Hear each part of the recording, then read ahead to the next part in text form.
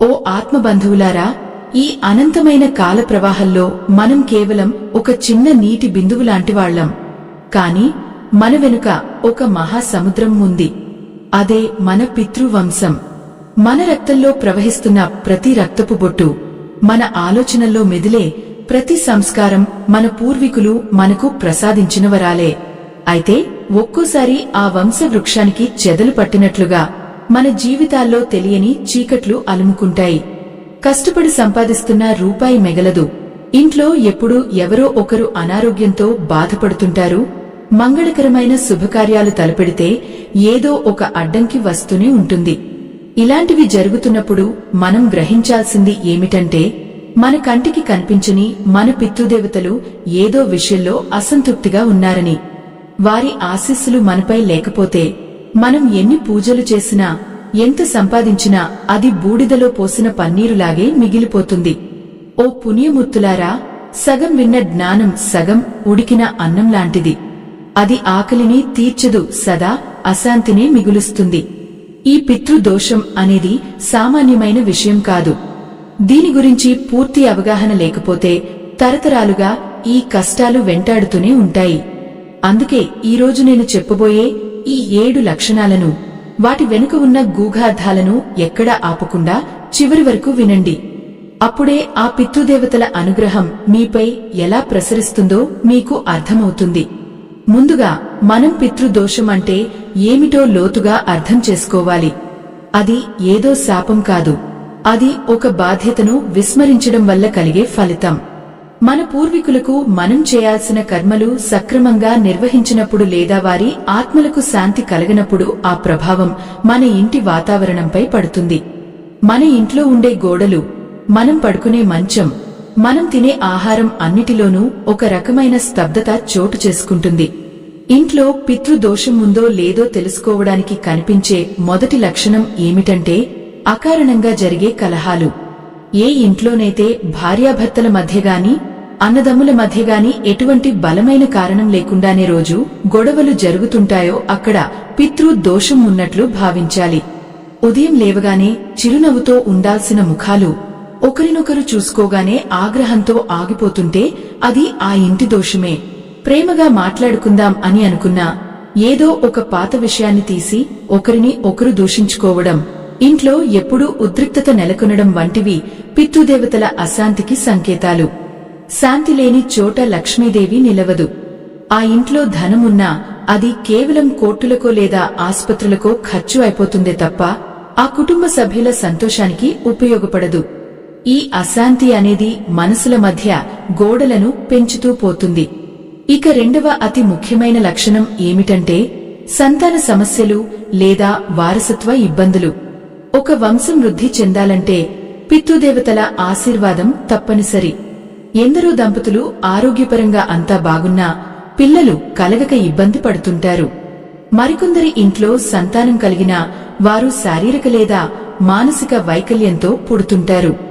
ఇది ఆ వంశవృక్షానికి పట్టిన పితృదోషం వల్ల కలిగే పరిణామం అని మన ధర్మశాస్త్రాలు చెబుతున్నాయి. పితృదేవతలు గనుక కోపంగా ఉంటే ఆ వంశం ముందుకు సాగడానికి వారు అనుమతించరు. పిల్లలు పుట్టిన వారు పెద్దవారి మాట వినకపోవడం, వ్యసనాలకు బానిసలు కావడం, తల్లిదండ్రులను గౌరవించకపోవడం కూడా ఈ దోషం యొక్క మరో రూపమే. మీ ఇంట్లో పిల్లలు ఎప్పుడూ అనారోగ్యంతో ఉన్నా లేదా వారి ఎదుగుదల సరిగ్గా లేకపోయినా మీరు ఒక్కసారి మీ పితృ కర్మల వైపు దృష్టి సారించాల్సిన అవసరం ఎంతైనా ఉంది. మూడవ లక్షణం ఏమిటంటే ఇంట్లో శుభకార్యాలు నిలిచిపోవడం. మీ ఇంట్లో ఎదిగిన ఆడపిల్లలు లేదా మగపిల్లలు ఉన్నప్పుడు వారికి పెళ్లి సంబంధాలు వస్తూనే వెనక్కిపోతుంటే అది సాధారణ విషయం కాదు. అన్ని కుదిరినట్టే అనిపించి చివరి నిమిషంలో సంబంధం చెడిపోవడం లేదా పెళ్లి ముహూర్తం వరకు వచ్చి ఆగిపోవడం వంటివి జరుగుతుంటే అది పితృ దోషం యొక్క తీవ్రతను సూచిస్తుంది. పెళ్లిళ్లు మాత్రమే కాదు, గృహ ప్రవేశాలుగాని, ఉపనయనాలుగాని, ఏవైనా మంగళకరమైన పనులు మొదలుపెట్టినప్పుడు అడుగడుగునా ఆటంకాలు ఎదురవుతుంటాయి. ఆ ఇంటి యజమాని ఎంత ప్రయత్నించినా శుభకార్యాల కోసం డబ్బు చేతికి అందదు. ఉన్నట్లుండి ఎవరైనా మరణించడం లేదా ఏదైనా ప్రమాదం జరగడం వల్ల ఆ శుభకార్యం వాయిదా పడుతూ ఉంటుంది. ఇలాంటి పరిస్థితులు ఎదురైనప్పుడు మనం గ్రహించాల్సింది మన పూర్వీకుల తృప్తిని కోరుతున్నారని. ఓ భక్తులారా, పితృదోషం అనేది కేవలం మానసికమైనది మాత్రమే కాదు, అది భౌతికంగా కూడా మన ఇంటిపై ప్రభావం చూపిస్తుంది. 4వ లక్షణంగా మనం చెప్పుకోవాల్సింది ఇంట్లో ఉండే అశుభ సంకేతాలు. మీ ఇంట్లో ఎంత శుభ్రం చేసినా సాలీడు గూళ్లు తరచుగా కడుతున్నాయా? లేదా ఇంటి గోడలపై చీమలు, పురుగులు ఎక్కువగా తిరుగుతున్నాయా? ఇది ఆ ఇంట్లో ఉన్న ప్రతికూల శక్తికి నిదర్శనం. ముఖ్యంగా దక్షిణ దిశ గోడలు తేమగా ఉండటం లేదా గోడలు పగుళ్లు ఇవ్వడం వంటివి పితృదోషమున్న ఇళ్లలో తరచుగా గమనించవచ్చు.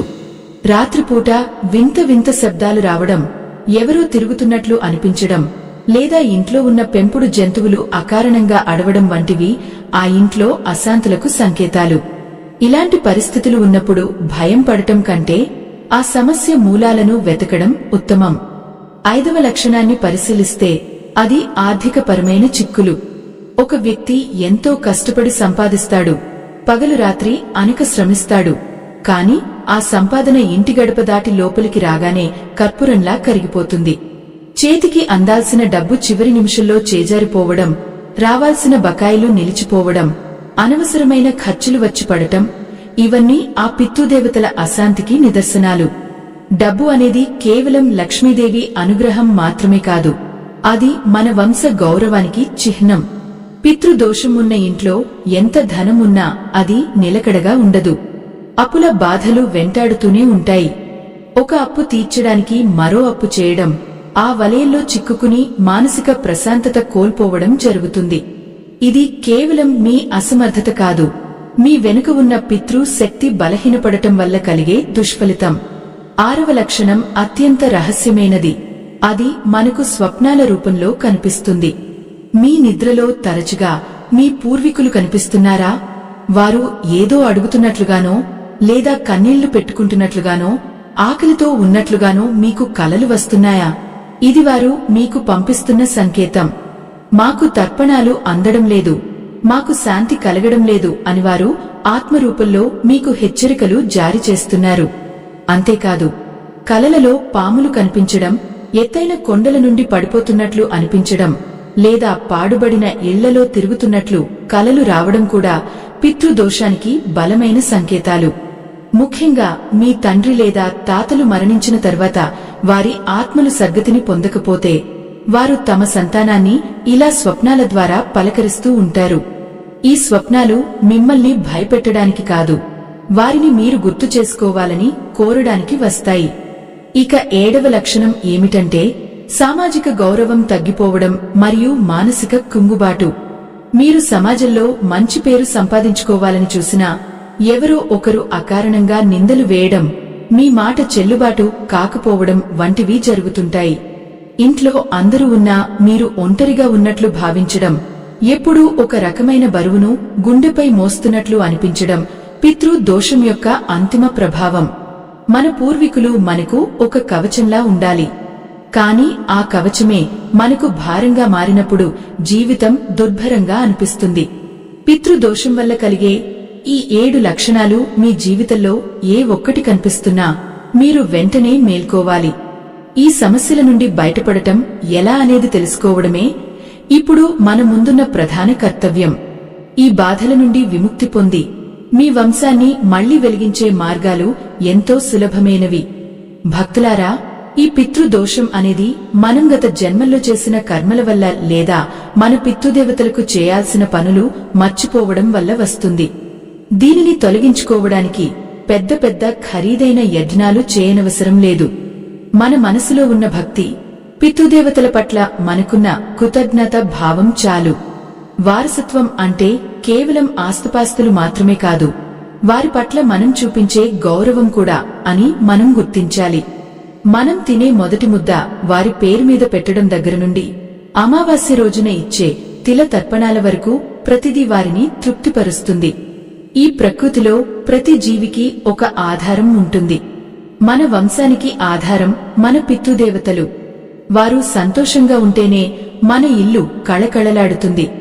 వారు ఆకలితో ఉంటే మనం ఎన్ని పంచభక్ష పరమాన్నాలు తిన్నా ఆ తృప్తి మనకు లభించదు.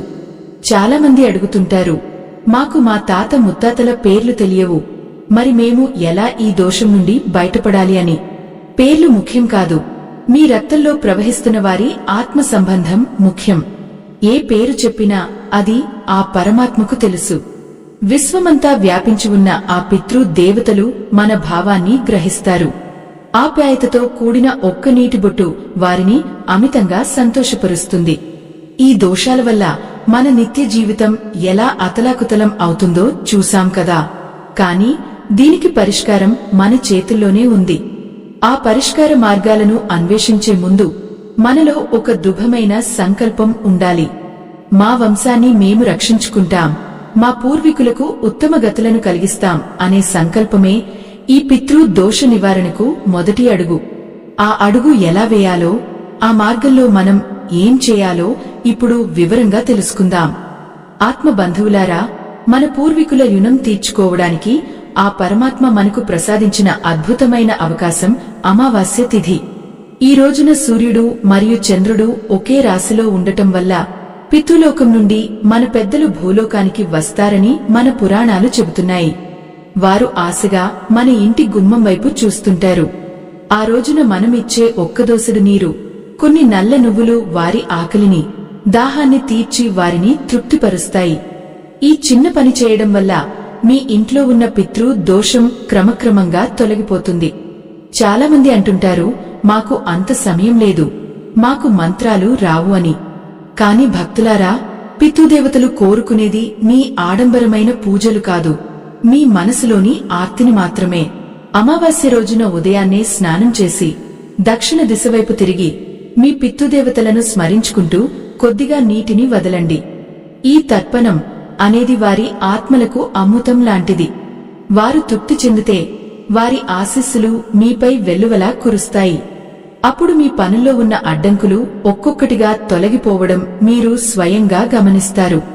ఇక పితృ దోష నివారణకు మరో అద్భుతమైన మార్గం వాయసానికి, అంటే కాకికి అన్నం పెట్టడం. కాకిని మన పెద్దల ప్రతిరూపంగా భావిస్తాం. మనం పెట్టే ఆహారాన్ని కాకి వచ్చి ముట్టుకుంటే అది మన పితృదేవతలు స్వీకరించినట్లే అని నమ్ముతాం.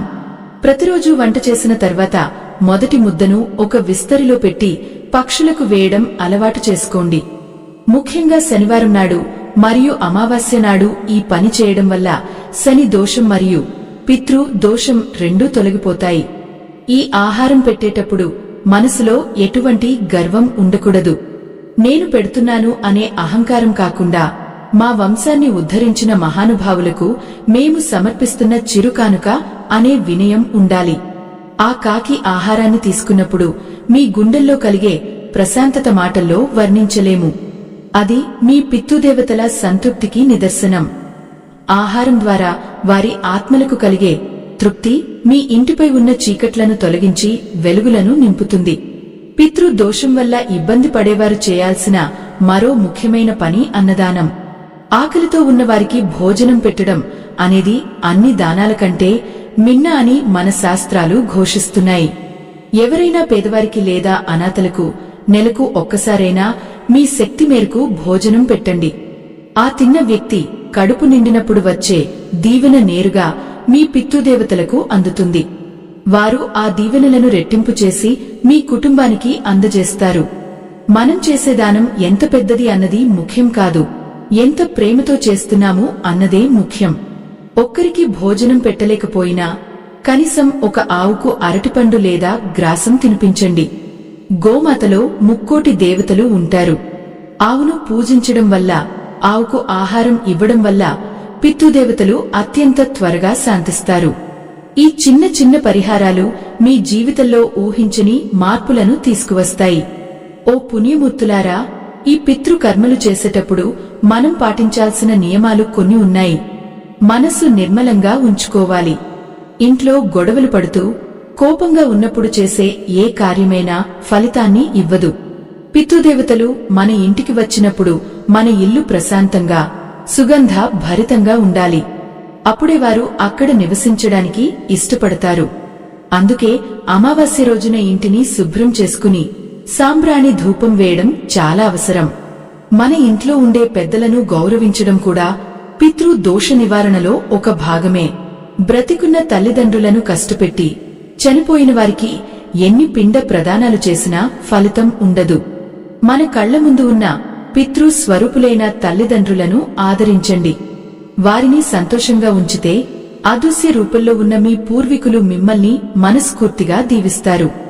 ఇది అన్ని పరిహారాల కంటే గొప్ప పరిహారం.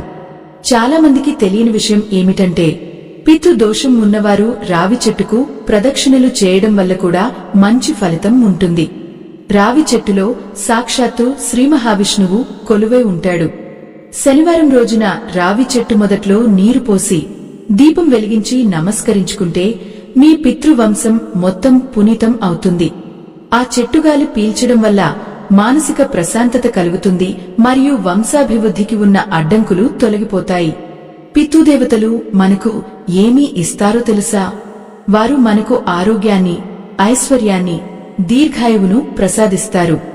మన కష్టాలను వారు తమ భుజాలపై మోస్తారు. కాని మనం వారిని విస్మరించినప్పుడు మాత్రమే వారు మనకు పాఠం చెప్పడానికి ప్రయత్నిస్తారు. ఈ పరిహారాల ద్వారా మనం వారిని వెతుక్కుంటూ వెళ్తే వారు మనల్ని అక్కున చేర్చుకుంటారు.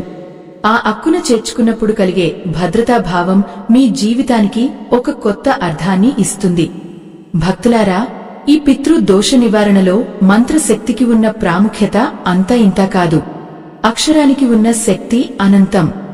శబ్ద తరంగాలు పితృలోకాల వరకు ప్రయాణించి అక్కడ ఉన్న మన పెద్దలకు శాంతిని ప్రసాదిస్తాయి. ముఖ్యంగా భగవద్గీతలోని 7వ అధ్యాయాన్ని లేదా 15వ అధ్యాయమైన పురుషోత్తమ ప్రాప్తి యోగాన్ని పారాయణం చేయడం వల్ల పితృదేవతలు అమితమైన ఆనందాన్ని పొందుతారు. ఆ శ్లోకాలలోని పరమార్థం వారి ఆత్మలకు విముక్తిని కలిగిస్తుంది. మీరు ప్రతిరోజూ పారాయణం చేయలేకపోయినా కనీసం అమావాస్య రోజునైనా ఆ పవిత్ర గ్రంథాన్ని పఠించి ఆ పుణ్య ఫలాన్ని మీ పితృదేవతలకు ధారపోయండి. పితృదేవతలు ఆ పుణ్యాన్ని స్వీకరించి మీ జీవితంలో ఉన్న క్లిష్ట పరిస్థితులను తొలగిస్తారు. శబ్దానికి ఉండే ప్రకంపనలు మీ ఇంట్లోని ప్రతికూల శక్తిని తరిమికొట్టి దేవతా కళను తీసుకువస్తాయి. ఇది మనకు పూర్వీకులు అందించిన గొప్ప ఆధ్యాత్మిక సంపద. ఇక మన దేశంలో కొన్ని క్షేత్రాలు పితృకార్యాలకు ఎంతో ప్రసిద్ధి చెందాయి. కాశీ, గయా, ప్రయాగ వంటి పుణ్యక్షేత్రాలకు వెళ్లి అక్కడ పిండ ప్రదానాలు చేయడం వల్ల వంశానికి ఉన్న శాపాలు తొలగిపోతాయని పురాణాలు చెబుతున్నాయి. ముఖ్యంగా గయ క్షేత్రంలో చేసే శ్రాద్ధ కర్మల వల్ల 7 తరాల పితృదేవతలు మోక్షాన్ని పొందుతారని నమ్ముతారు. అవకాశం ఉన్నవారు ఒక్కసారైనా ఇలాంటి పుణ్యక్షేత్రాలను సందర్శించడం ఆవశ్యకమని పెద్దలు చెబుతుంటారు. అయితే అక్కడికి వెళ్లలేని వారు తమ ఇంటికి సమీపంలో ఉన్న పవిత్ర నదులలో లేదా సముద్ర తీరాలలో కూడా ఈ కర్మలు నిర్వహించవచ్చు. నీరు అనేది ఈ సృష్టిలో ఒక గొప్ప వాహకం. మనం ఇచ్చే నీరు నేరుగా మన పితృదేవతలకు చేరుతుంది. మన భక్తి శ్రద్ధలే ఆ కర్మలకు పరిపూర్ణతను చేకూరుస్తాయి. మనసులో ఎటువంటి సంకోచం లేకుండా సంపూర్ణ విశ్వాసంతో చేసే ఏ పనైనా ఆ పరమాత్మ మెచ్చుకుంటాడు. దైవ సంబంధికులారా, మన సంప్రదాయాలను రక్షించుకోవడం, ఈ జ్ఞానాన్ని అందరికీ పంచడం అనేది ఒక మహోన్నతమైన కార్యం. మన ఈ ధర్మ యజ్ఞానికి మీ వంతు సహాయం చేయడానికి వీడియో చివర్లో ఇవ్వబడిన స్కానర్ ద్వారా మీ శక్తి మేరకు విరాళం అందించండి. మీరిచ్చే ఆ చిరుకానుక ఈ ఆధ్యాత్మిక ప్రయాణానికి మరింత బలాన్ని చేకూరుస్తుంది. ధర్మాన్ని రక్షించేవారిని ఆ ధర్మమే కాపాడుతుంది అనడంలో ఎటువంటి సందేహం లేదు. ఈ మార్గంలో మనం ముందుకు సాగుతున్నప్పుడు మనకు ఎదురయ్యే అనుభవాలు ఎంతో ఆశ్చర్యకరంగా ఉంటాయి. ఎప్పుడైతే మీరు పితృదేవతల పట్ల కృతజ్ఞతతో ఉంటారో అప్పుడు మీకు తెలియకుండానే మీలో ఒక ధైర్యం నెలకొంటుంది. భయం మాయమైపోతుంది. మీ ఆలోచనల్లో స్పష్టత వస్తుంది. ఒక గందరగోళంలో ఉన్న మనసు ప్రశాంతమైన సముద్రంలా మారిపోతుంది. ఇదంతా మీ వంశవృక్షం మీకు అందిస్తున్న తోడ్పాటు మాత్రమే. దానాలలో అన్నదానం గొప్పదని ముందే చెప్పుకున్నాం కదా. కాని ఆ అన్నదానం ఎలా చేయాలో కూడా ఒక పద్ధతి ఉంది. పితృదేవతల ప్రీత్యర్థం చేసే అన్నదానంలో వడ్డించే పదార్థాలు సాత్వికంగా ఉండాలి. ఉల్లి, వెల్లుల్లి వంటివి వాడకుండా స్వచ్ఛమైన ఆవు నెయ్యితో చేసిన పదార్థాలను వడ్డించడం ఉత్తమం. ఆ భోజనం చేసే వ్యక్తి తృప్తిగా తిని మనస్ఫూర్తిగా దీవించినప్పుడు ఆ దీవెనలు మీ 7 తరాల వారికి రక్షణ కవచంలా మారుతాయి. చాలామంది ఇంట్లో పితృదేవతల ఫోటోలు ఎక్కడ పెట్టాలి అనే సందేహం వ్యక్తం చేస్తుంటారు. మన పెద్దల ఫోటోలను ఎప్పుడూ దక్షిణ దిశ గోడకు మాత్రమే తగిలించాలి. ఉత్తరం వైపు చూస్తున్నట్లుగా ఆ ఫోటోలు ఉండాలి. దేవుని గదిలో లేదా పూజాపీఠంపై పితృదేవతల ఫోటోలు ఉంచకూడదు. దేవుడు మనకు ఆరాధ్య దైవం, పితృదేవతలు మనకు మార్గదర్శకులు. వారిద్దరికీ ఉన్న వ్యత్యాసాన్ని మనం గుర్తించి గౌరవించాలి. పితృదేవతల ఫోటోల ముందు నిత్యం దీపం వెలిగించడం వల్ల ఆ ఇంటికి దిష్టి తగలదు. ఆ దీపపు వెలుగు వారి ఆత్మలకు దారి చూపిస్తుంది. వారు ఎల్లప్పుడూ ఆ ఇంటిని కనిపెట్టుకుని ఉంటారు. చిన్న చిన్న పొరపాట్లు జరగకుండా మనల్ని కాపాడుతుంటారు. మన ఇంట్లో ఉండే ప్రతి వస్తువులోనూ ప్రతి మూలలోనూ వారి స్పర్శ ఉంటుంది. అందుకే ఇంటిని దేవాలయంలా ఉంచుకోవాలని పెద్దలు చెబుతుంటారు. భక్తులారా, ఈ పితృదోషం అనేది మనల్ని భయపెట్టడానికి వచ్చిన మహమ్మారి కాదు. అది మన బాధ్యతలను గుర్తు చేయడానికి వచ్చిన ఒక పిలుపు. మన మూలాలను మనం మర్చిపోకూడదని హెచ్చరించే ఒక గంట. ఈ పిలుపును అందుకుని మన ధర్మాన్ని మనం పాటిస్తే ఆ పితృదేవతల అనుగ్రహంతో మన జీవితం నందనవనం అవుతుంది. ఆ నందనవనంలో మనం వేసే ప్రతి అడుగు ఒక విజయం వైపు దారితీస్తుంది. ఈ మహత్తరమైన ప్రయాణంలో మనం తెలుసుకోవాల్సిన మరొక అద్భుతమైన రహస్యం నువ్వుల నూనె దీపం. ప్రతిరోజు సాయంత్రం వేళ సూర్యాస్తమయం అయిన తర్వాత ఇంటి వెలుపలగాని లేదా ఇంటి లోపల దక్షిణ దిశలోగాని ఒక మట్టి ప్రమదలో నువ్వుల నూనె పోసి దీపం వెలిగించండి. ఆ దీపపు జ్యోతి దక్షిణం వైపు చూస్తున్నట్లుగా ఉండాలి. ఈ నువ్వుల నూనె దీపం పితృదేవతలకు మార్గదర్శిగా పనిచేస్తుంది. చీకటిలో ఉన్న ఆత్మలకు వెలుగును ప్రసాదించి వారిని ప్రశాంతపరుస్తుంది. ఈ చిన్న క్రియ మీ ఇంట్లో ఉన్న ప్రతికూల శక్తులను పరద్రోలి అదృష్టాన్ని ఆహ్వానిస్తుంది. నువ్వులు అనేవి సాక్షాత్తు శ్రీ మహావిష్ణువు చెమట నుండి ఉద్భవించినవని పురాణ కథనం. అందుకే పితృకార్యాల్లో నువ్వులకు అంత ప్రాధాన్యత ఉంది. ఆ నూనె దీపపు వెలుగులో మీ పూర్వీకుల ఆశీస్సులు మీ ఇంటిపై ప్రసరిస్తాయి.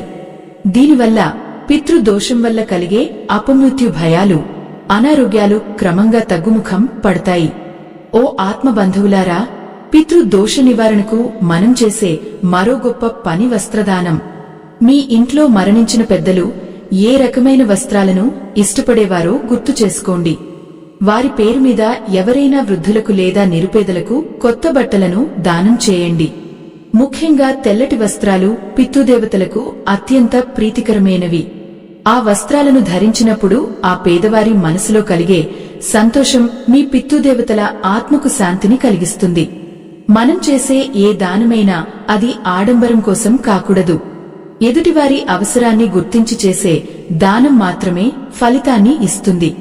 పితృదేవతలు మన నుండి కోరేది వస్తువులు కాదు, ఆ వస్తువుల ద్వారా మనం పంచుతున్న ప్రేమను మాత్రమే.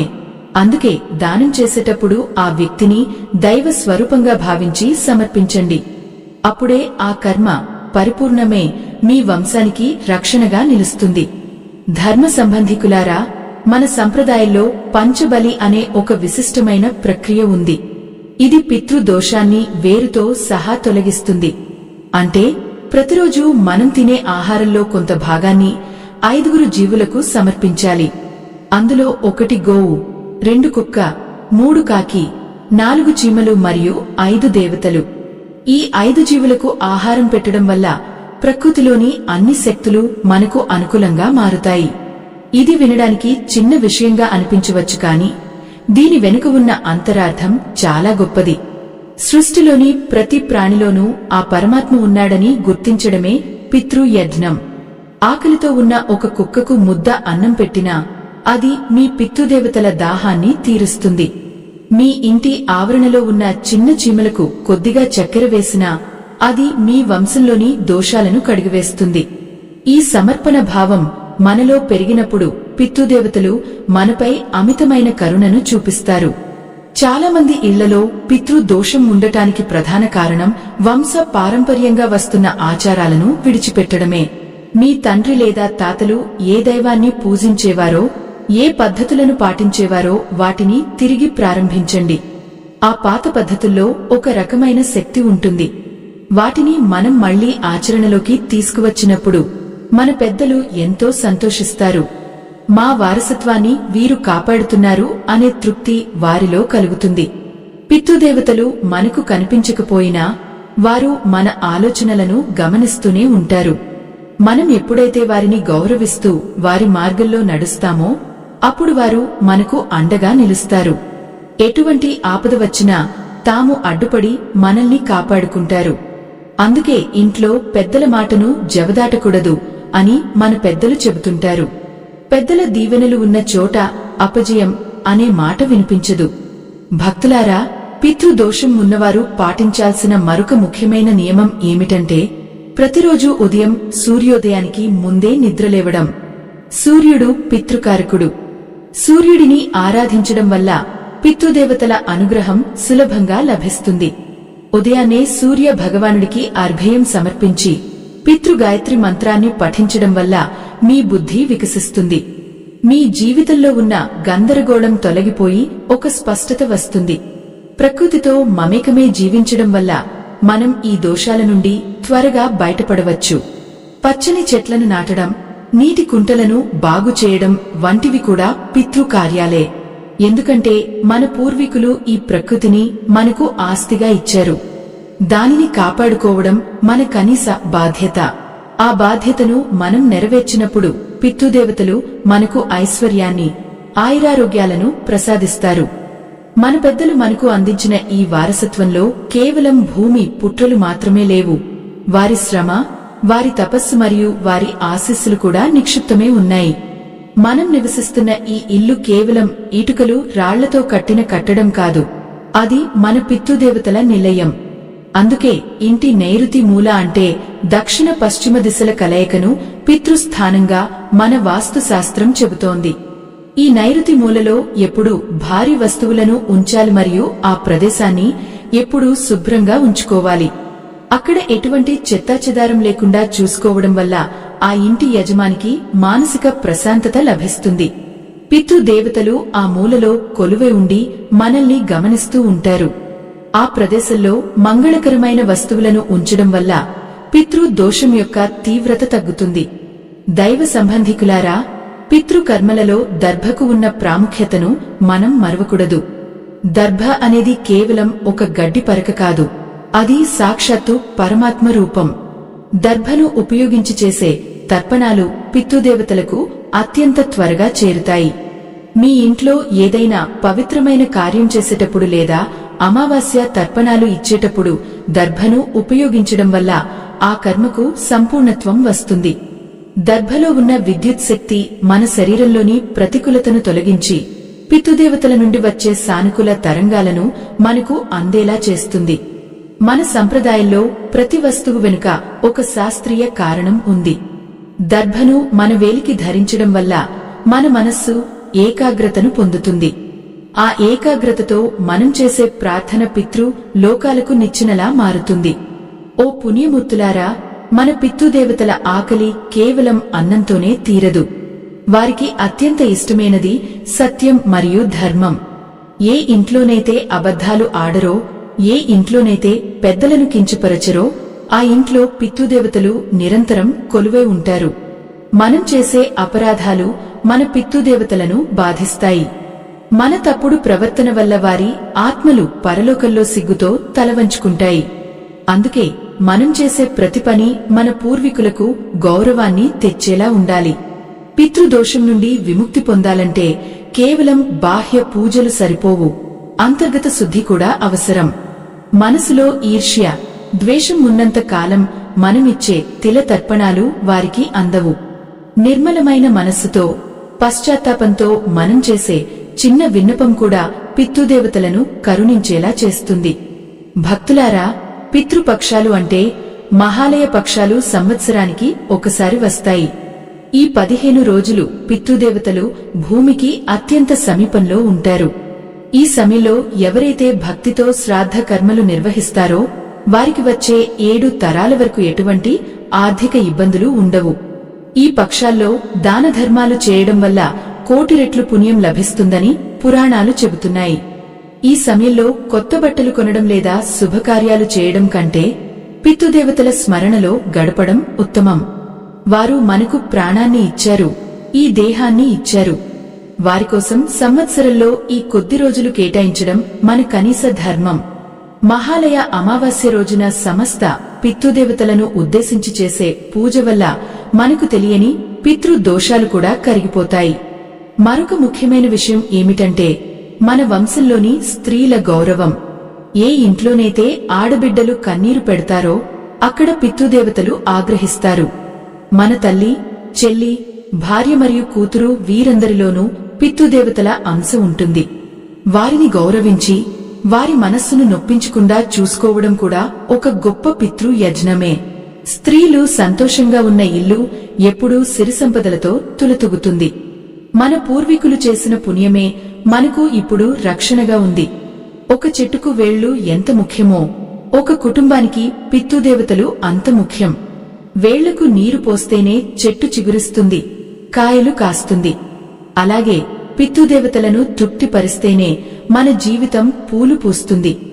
ఈ పరమార్థాన్ని గ్రహించి అశ్రద్ధ చేయకుండా పితృకర్మలను ఆచరించండి. ఆత్మ బంధువులారా, మన పూర్వీకులు వెలిగించిన ధర్మజ్యోతిని మనం ముందుకు తీసుకువెళ్లాలి. ఆ జ్యోతి ఆరిపోకుండా చూసుకోవడమే మన కర్తవ్యం. ఈరోజు మనం చేస్తున్న ఈ పనులు రేపు మన సంతానానికి మార్గదర్శకాలు అవుతాయి. మనం ఇచ్చే సంస్కారమే రేపటి సమాజానికి పునాది. పితృదేవతల సాక్షిగా మనం ఒక మంచి నిర్ణయం తీసుకుందాం. మన వంశాచారాలను కాపాడుకుందాం. ఓ ఆత్మబంధువులారా, ఈ సృష్టిలో ఏదీ ఊరికే జరగదు. మనం పీల్చే గాలి నుండి మనం అనుభవించే సుఖాల వరకు ప్రతిదీ ఒక రుణానుబంధం మీద ఆధారపడి ఉంటుంది. మన పెద్దలు మనకు అందించిన ఈ జీవితం ఒక గొప్ప యజ్ఞం లాంటిది. పితృదేవతల పట్ల మనం చూపే శ్రద్ధ కేవలం ఒక కర్మ కాదు, అది మన మూలాలను మనం గౌరవించుకోవడం. శ్రద్ధతో చేసేదే శ్రాద్ధం అని మన పెద్దలు అందుకే చెప్పారు. మన మనసులో ఎంత భక్తి ఉంటే ఆ కర్మ అంతగా ఫలిస్తుంది. చాలామంది ఏదో ఒక మొక్కుబడిగా తర్పణాలు ఇస్తుంటారు, కాని ఆ సమయంలో మన హృదయం ఎక్కడ ఉందో గమనించాలి. మనం వదిలే ప్రతి నీటి బొట్టులో మన పితృదేవతల పట్ల కృతజ్ఞత నిండి ఉండాలి. ఆ కృతజ్ఞతే వారిని అత్యంత త్వరగా శాంతింపజేస్తుంది. ఆ శాంతే మన ఇంటికి రక్షణ కవచంలా మారుతుంది. పితృలోకంలో ఉన్న మన పూర్వీకులు మన నుండి ఎటువంటి వెండి బంగారాలను ఆశించరు. వారు ఆశించేదల్లా మన ప్రేమను, మన జ్ఞాపకాన్ని మాత్రమే. సంవత్సరంలో ఒక్కరోజైనా మా గురించి ఆలోచించే బిడ్డలు ఉన్నారనే తృప్తి వారిని అనంతమైన ఆనందానికి గురిచేస్తుంది. ఆ ఆనందమే మీ పిల్లల చదువులో, మీ వ్యాపార అభివృద్ధిలో మరియు మీ కుటుంబ సభ్యుల ఆరోగ్యంలో ప్రతిబింబిస్తుంది. మనం చేసే ఈ చిన్న చిన్న పనులు మన భవిష్యత్తు తరాలకు ఒక దారి చూపిస్తాయి. మనం మన పెద్దలను గౌరవిస్తేనే రేపు మన పిల్లలు మనలను గౌరవిస్తారు. ఇది ఒక నిరంతర ప్రవాహం.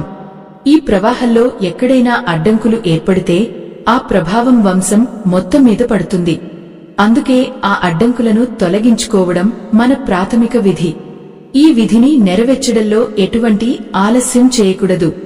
దైవ సంబంధికులారా, ఆధ్యాత్మిక మార్గంలో మనం నడుస్తున్నప్పుడు మన బాధ్యతలను మరువకూడదు. మన పూర్వీకులు అందించిన ఈ ధర్మాన్ని 10 మందికి చేరవేయడం, ఈ జ్ఞానాన్ని కాపాడుకోవడం మనందరి కర్తవ్యం.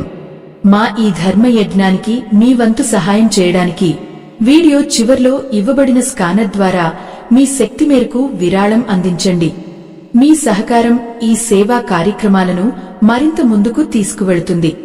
లోక కళ్యాణం కోసం మనం చేసే ప్రతి పనిలోనూ మన పితృదేవతల ఆశీస్సులు ఉంటాయి.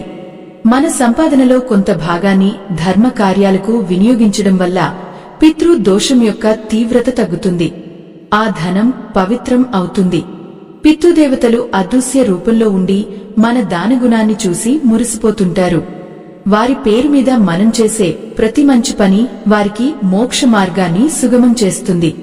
ఓ భక్తులారా, పితృకర్మలు చేసేటప్పుడు మనం పాటించాల్సిన అత్యంత ముఖ్యమైన నియమం సహనం. ఫలితం వెంటనే రాలేదని నిరాశ చెందకూడదు. ఎన్నో ఏళ్లుగా పేరుకుపోయిన దోషాలు తొలగిపోవడానికి కొంత సమయం పడుతుంది.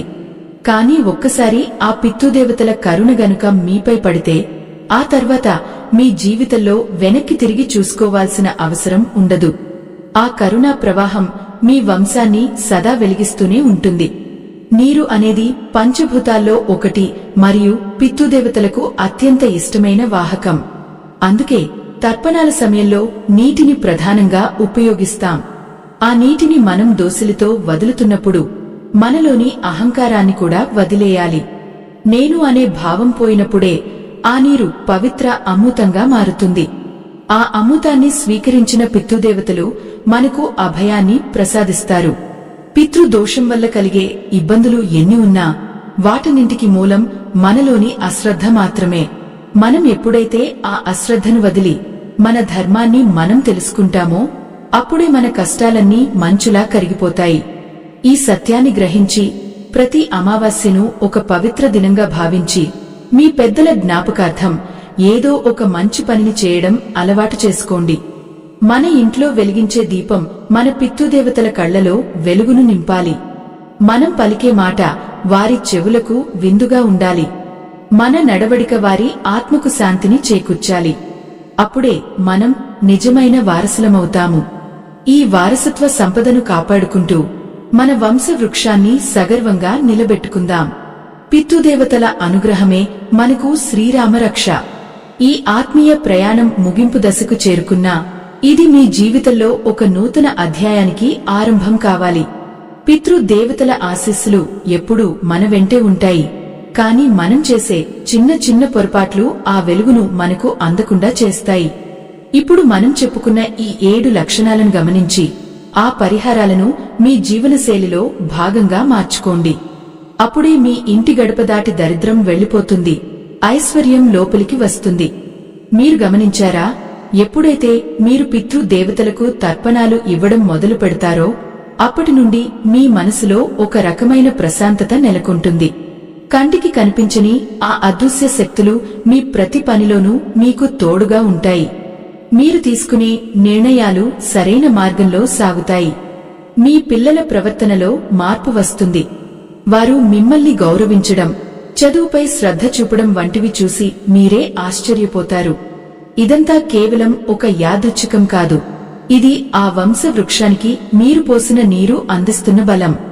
వేర్లు బలంగా ఉంటేనే కదా చెట్టు నిలబడేది. మీ పూర్వీకులే ఆ వేర్లు. వారు తృప్తిగా ఉన్నప్పుడు మీ కుటుంబం అనే చెట్టు పచ్చగా వికసిస్తుంది. ఆ పూల సుగంధం మీ చుట్టుపక్కల వారికి కూడా ఆనందాన్ని ఇస్తుంది. మీ వంశ గౌరవం 10 కాలాల పాటు పదిలంగా ఉంటుంది. మన పూర్వీకులు పితృలోకంలో ఉండి మనల్ని సదా గమనిస్తూనే ఉంటారు. మనం ఎప్పుడైనా కష్టాల్లో ఉన్నప్పుడు మనకు తెలియకుండానే ఒక దారిని చూపిస్తారు. అది ఒక మిత్రుడి రూపంలో కావచ్చు, లేదా ఒక పుస్తకంలోని వాక్యం రూపంలో కావచ్చు. ఆ సంకేతాలను అందుకోవడం మనకు తెలియాలి. ఎవరైతే తమ పితృదేవతలను నిత్యం స్మరించుకుంటారో వారికి ఆ సంకేతాలు స్పష్టంగా కనిపిస్తాయి. జీవితం అనేది ఒక రంగుల కల కాదు, అది ఒక బాధ్యత. ఆ బాధ్యతను సక్రమంగా నిర్వహించడమే మానవ జన్మకు సార్థకత. మనం మన పెద్దల నుండి పొందిన ఆస్తిపాస్తుల కంటే వారు ఇచ్చిన సంస్కారమే మిన్న. ఆ సంస్కారాన్ని మనం మన బిడ్డలకు అందించాలి. అప్పుడే మన పితృ దేవతల ఆత్మలు శాంతిస్తాయి. ఈ చక్రం నిరంతరం కొనసాగుతూనే ఉండాలి. చాలామంది ఈ రోజుల్లో సంప్రదాయాలను మూఢనమ్మకాలుగా కొట్టిపరేస్తున్నారు. కాని అవే మనల్ని ఈరోజు ఈ స్థితిలో నిలబెట్టాయి అని మర్చిపోతున్నారు. ఒక్కసారి ఆలోచించండి, మనకంటే ముందు ఎన్ని తరాలు ఈ భూమిపై నడిచాయో. వారందరి తపస్సు ఫలితమే ఈరోజు మనం అనుభవిస్తున్న ఈ సుఖ సంతోషాలు. వారిని మర్చిపోవడం అంటే మనల్ని మనం మర్చిపోవడమే అవుతుంది. ప్రతిరోజు ఉదయం సూర్యుడికి నమస్కరించినప్పుడు మన పితృ దేవతలను కూడా ఒక్క క్షణం తలచుకుందాం. వారు మనలోనే ఉన్నారు, మన రక్తంలోనే ఉన్నారు. మన విజయాల్లో వారి భాగస్వామ్యం ఉంది, మన అపజయాల్లో వారి ఓదార్పు ఉంది. ఈ సత్యాన్ని మనం గ్రహించిన రోజున మనకు దేనికి భయం ఉండదు. ఆ అభయహస్తం మనల్ని ఎప్పుడూ కాపాడుతూనే ఉంటుంది. ఈ పితృదోషం తొలగిపోయిన ఇంట్లో వాతావరణం ఎంత ఆహ్లాదకరంగా ఉంటుందో మాటల్లో చెప్పలేము. అప్పటి వరకు ఉన్న చీకట్లు తొలగిపోయి ప్రతి గదిలోనూ ఒక కొత్త వెలుగు కనిపిస్తుంది. వంట చేసిన ఆహారం అమృతంలా అనిపిస్తుంది. ఇంట్లో అందరి ముఖాల్లో ఒక తెలియని చిరునవ్వు కనిపిస్తుంది.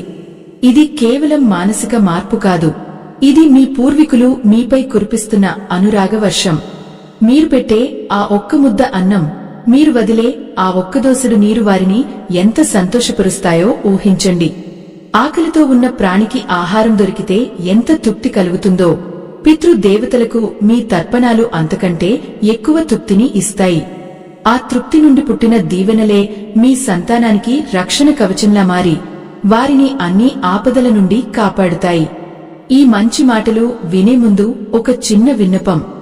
సమాజంలో ధర్మాన్ని నిలబెట్టడానికి, మన సంస్కృతిని కాపాడటానికి మేము చేస్తున్న ఈ ప్రయత్నానికి మీ తోడ్పాటు ఎంతో అవసరం. వీడియో చివర్లో ఉన్న స్కానర్ ద్వారా మీ శక్తి మేరకు విరాళం అందించి మా ఈ సేవలో మీరు కూడా భాగస్వాములు కావాలని కోరుకుంటున్నాము. మీరందించే ఆ చిన్న సహాయం ఎంతో మందికి ఆధ్యాత్మిక వెలుగును పంచుతుంది. ఆత్మ బంధువులారా, పితృదేవతల అనుగ్రహం కలగాలంటే ఆడంబరాలు అక్కర్లేదు, స్వచ్ఛమైన భావం ఉంటే చాలు. అమావాస్య రోజున మీరు పెట్టే ఒక్క ముద్ద అన్నం పితృలోకంలో అమృతంలా మారుతుంది. ఆ పుణ్యం మీ తరతరాలను కాపాడుతుంది. మీ ఇంట్లో ఉన్న పితృ దోషం క్రమంగా తొలగిపోయి శాంతి సౌఖ్యాలు వెల్లివిరుస్తాయి. ఆ పరమాత్మ దయ వల్ల మీ కుటుంబం సుఖ సంతోషాలతో వర్ధిల్లాలని మనసారా కోరుకుంటున్నాను. మన ధర్మాన్ని మనం పాటిద్దాం, మన మూలాలను మనం గౌరవిద్దాం. పితృదేవతల ఆశీస్సులు పొంది ధన్య జీవులమవుదాం. మీ జీవితంలో ఎదురయ్యే ప్రతి అడ్డంకి పటాపంచలు కావాలని, మీ ఇల్లు లక్ష్మీ కటాక్షంతో నిండిపోవాలని ఆశిస్తున్నాను. రేపటి రోజున మీ పిల్లలు కూడా ఇదే మార్గంలో నడిచి మన వంశానికి పేరు ప్రఖ్యాతులు తీసుకురావాలని ఆకాంక్షిస్తూ ఈ ఆధ్యాత్మిక ప్రయాణాన్ని ఇక్కడితో ముగిస్తున్నాను. గుర్తుంచుకోండి, ధర్మం ఎప్పుడూ ఓడిపోదు. మనం ధర్మం వైపు ఉంటే విజయం మన వైపు ఉంటుంది. పితృదేవతల సాక్షిగా మీరు చేస్తున్న ఈ మంచి పనులు మీ జీవితాన్ని మలుపు తిప్పుతాయి. ఎప్పుడూ నిరాశ చెందకండి. మీ వెనుక మీ పూర్వీకుల గొప్ప బలం ఉంది. ఆ బలంతో ముందడుగు వేయండి. సకల శుభాలు మీకు కలగాలని, ఆయురారోగ్యాలతో మీరు విలసిల్లాలని ఆ పితృదేవతలను ప్రార్థిస్తున్నాను. సర్వేజన సుఖినో భవంతు, సమస్త సన్మంగళాని భవంతు. మీ ఇల్లు శాంతి నిలయం కావాలి, మీ మనసు భక్తి మందిరం కావాలి. పితృదేవతల కృపతో మీరు తలపెట్టిన ప్రతి కార్యం దిగ్విజయంగా పూర్తి కావాలి. మీ వంశం అఖండంగా వెలగాలి. ఆ వెలుగులో లోకమంతా సుఖంగా ఉండాలి. ఇదే నా అంతిమ ఆకాంక్ష, ఇదే నా నిరంతర ప్రార్థన. మీరు చేసే ప్రతి తర్పణం మీ వంశాన్ని పునీతం చేయాలని ఆశిస్తున్నాను.